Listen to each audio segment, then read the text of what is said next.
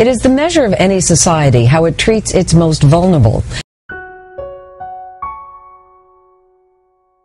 You might think dingy institutions, people locked away in inhumane conditions from birth until death, would be a relic of the past. But our Ann Curry discovered it is all too real in the world in which we live. These pictures are hard to watch, but very important to see. Our NBC News team got unprecedented access to mental institutions in Serbia where people, including children with conditions like cerebral palsy and Down syndrome, are forced to live their entire lives. One human rights organization calls it inhumane and torture.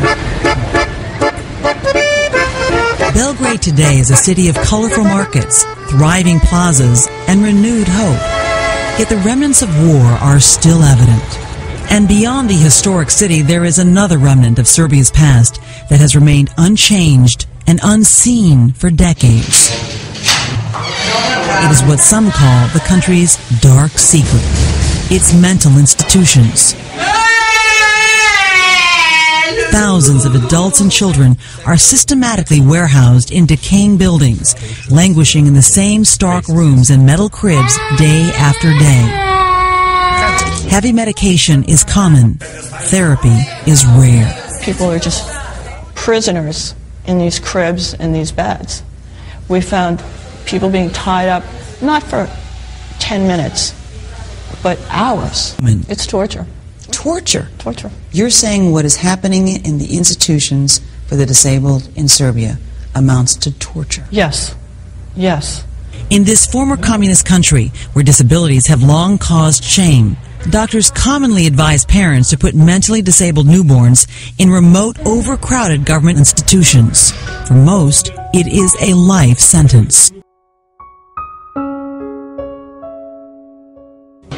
So this is the room where the most severe cases are kept? What we found in some was deeply disturbing. Full-grown young men crammed into cribs. A shower room where groups of adults are hosed down.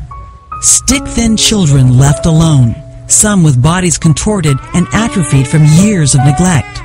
This little boy was tied to his crib early one morning and was still tied up later that afternoon. Some boys and girls in these conditions simply stop growing. This is a 21-year-old boy who's never been let out. His body seems frozen. Katerina is 9. She has Down syndrome. Oh, you don't want to let go of my finger, do you? The staff told us that tiny Jasmina is actually 15 years old. This is called growth retardation or failure to thrive. Explain that to me. The brain produces a hormone that allows you to grow, and the brain doesn't produce that hormone when you're under such severe conditions of deprivation. A classic sign of child neglect is kids who don't grow. We showed some of our footage to Serbia's new social policy minister, Rasim Ljajic. You see children left in beds, so long their legs are atrophying, and the children are tied down. Are these conditions, in your mind, humane? These conditions are far from humane, far from humane.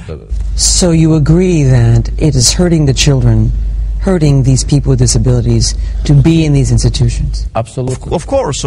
This is a situation that we inherited, that came into our hands, and we have to change it. But with a severe shortage of government money and trained staff, he acknowledges that change will come slowly. Years? Sadly, years, yes. In the meantime, the mentally disabled here know little of the world beyond the walls and bars of institutions, where days and lives pass unnoticed.